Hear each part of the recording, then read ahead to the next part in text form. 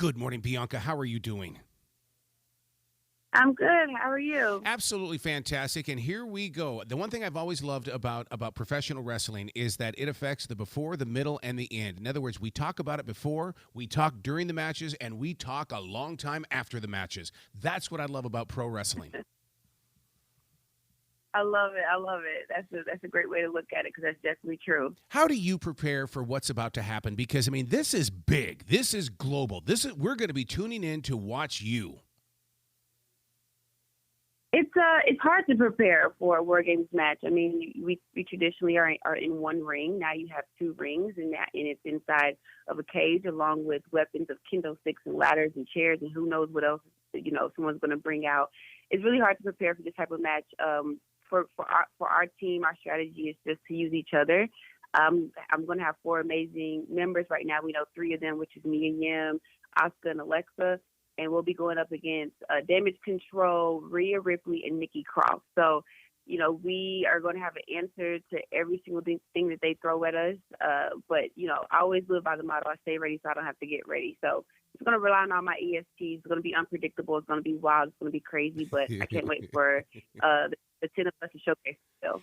I love the way that the WWE is so in tune with the way that first of all, we'll set it up this way. In the way that I remember when women's professional wrestling was the opening act, and now you're the main event. You are so up there, and I love that about modern day wrestlers. Yes, I'm in WWE at an amazing time where we're main eventing on a weekly basis on Raw, SmackDown, where we're main eventing on premium live events, we're main eventing at WrestleManias. And it's now becoming the norm. And it's not a thing where it's like, oh, it's good for a women's match, or we're not celebrating as many firsts anymore because it's becoming the norm. And that's why I really, really love this War Games match. I was actually a part of the very first ever women's War Games match in NXT. This is now going to be the first ever women's War Games match on main roster, and I'm a part of this one. And it's going to just showcase 10 women and really highlight our division and show that, no matter where we are on the card, the women are always the main event of the show.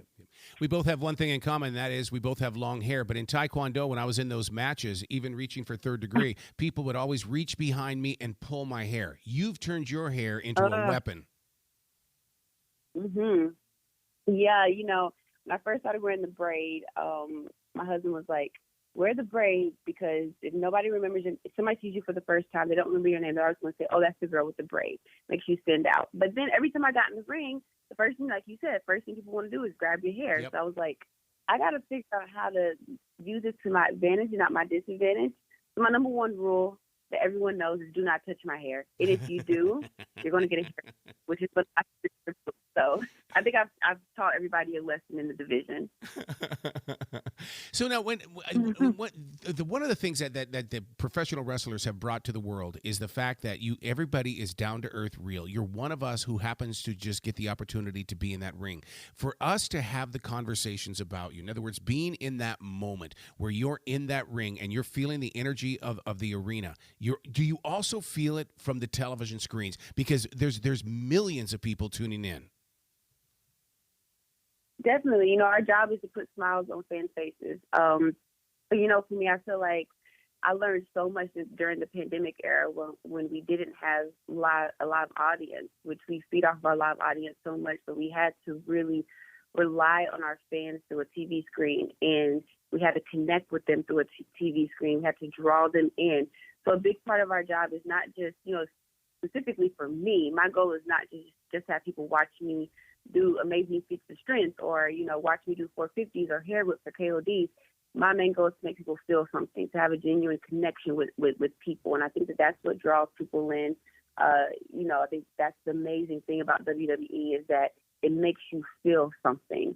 And that's what's amazing about our WWE universe. This Survivor Series, to me, is where stories end. They also begin. I mean, it is about trust and faith, and many times the trust you have in someone can turn on you, and that affects the emotions. Definitely. I mean, you're in there with everyone's on a team. It'll be 5 members on my team, 5 members on the opposing team. So you have to be able to rely on your team, trust your team, know that people are going to be there for you. You're probably going to find yourself in some type of predicament where somebody's cornering you with a weapon and, you need your teammate to come and save you. So I think that, for this War Games match, whichever team can work the best together and rely on each other the best is going to come out on top because both teams have such huge threats on each team. The body is going to take a beating because you're inside that cage, and like you mentioned before, there's different weapons and things that are in there. I mean, even when I would go to tournaments and I would have the staff and I would have all these different, like we would do brick breaks and stuff like that. I know how my body reacted, the cuts and everything like that in the days. How do you prepare and repair, basically? Well, mentally, you're going and you know that this is going to be rough. But for me, I'm the EST WWE, so I'm the rough S. And, it's going to be tough, but I'm the tough S. But, mentally, you just prepare yourself that you have to take yourself to the dark side in order to come out on top. And we all are going to be there mentally.